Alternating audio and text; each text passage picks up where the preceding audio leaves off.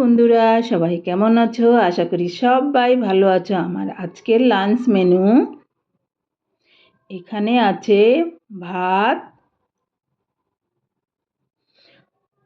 আর এখানে আছে দুধমান কচু পাতা ভর্তা। এটা খেতে কিন্তু অসম্ভব টেস্টি হয় বন্ধুরা, দারুণ খেতে হয় এই দুধমান কচু পাতা ভর্তা। চোখের জন্য তো খুব ভালো খাওয়া।